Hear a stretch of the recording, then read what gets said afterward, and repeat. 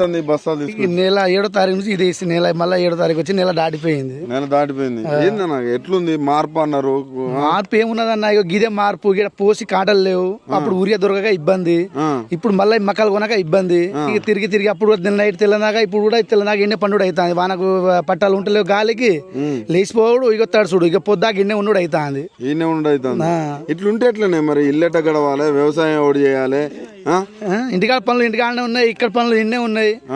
ఆగం ఉన్నది. ఇప్పుడు వరలు కోసుడు ఇంకా వరలు ఇంట్లో కానీ ఇంటికాడనే ఉన్నాయి. అటు చూడాలన్నా ఇటు చూడాలన్నా ఇదే సమస్యలు ఉన్నాయి. ఇక కేసీఆర్ ఉన్నప్పుడు ఎట్లున్నాయి? బాగుండే. ఆయనకి ఇట్లా పెట్టినప్పుడు టకటక కొన్నాడు, ల్యారీలు వచ్చినాయి పోయినాయి. ఇక్కడ ల్యారీలు లేవు, ఒక అమ్మాలి లేడు, ఒక సియో లేడు.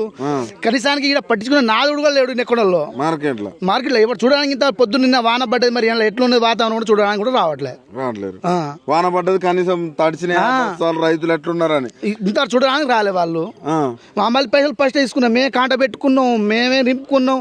కనీసం డబ్బులు ఫస్ట్ తీసుకున్నారు, కానీ ఇంతవరకు వాళ్ళు కూడా ముట్టుకుంటూ రావాలి. పని చేయరు, చేపించుకొని వాళ్ళు తీసుకున్నారు. బత్తాలు కూడా మేము కొనుక్కొచ్చినాం. మళ్ళీ బత్తాలు కూడా మేము కొనుక్కొచ్చినాం.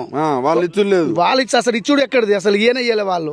ఇంతవరకు బత్తాలు లేక మేమే చేసుకున్నాం, గే ఉన్నాం. ఇక్కడ ఇక రాత్రి వాన పడితే ఆగం పరిస్థితి. ఇవాళ మళ్ళా కొడితే ఇంకా ఇన్నే వదిలేసి రాజు చేస్తా అంటాడు. ఇక రైతు రాజు చేసిన సరిపోయింది. ఇక సరిపోయింది. ఇట్లా చెప్తే ఇంకేంది? ఇంకా రైతు ఇక్కడ రాజు అవుతాడు, గిన్నె రాజు అవుతాడు. ఇంకా ఓటేసిన చెప్పుతో తనాలి అసలుకి.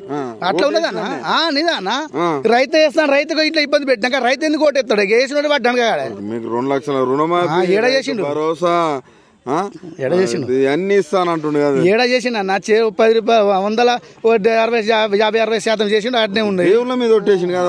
దేవుళ్ళు చెప్తాడు. ఆయన ఏమున్నది, ఆయన ఎటుపోతే ఏమున్నది. ఆయన పుట్ట కడుపున ఆయన ఉన్నాడు. మనకి మన బాధ మనకి ఇట్లా ఉన్నాయి. ఇంకొక 5 ఏళ్ళు ఉంటా నేనంటే ఉంటే ఇంకేంది? ఇక ఇక్కడ వదిలేసి వాళ్ళ ఆశ వ్యవసాయం చేయకూడదు. చిప్పుల పట్టుకొని ఆయన ఊరికి వెళ్ళాలి అంతే. ఇక ఈడేమున్నది మరి? గిట్లా చేస్తే కొనప్పుడు ఏం పండించుడు, ఏం లాభం? ఊరికే దొరకబాయ్, మక్కలు కొనకబాయ్, ఇంకేమున్నది మనకు?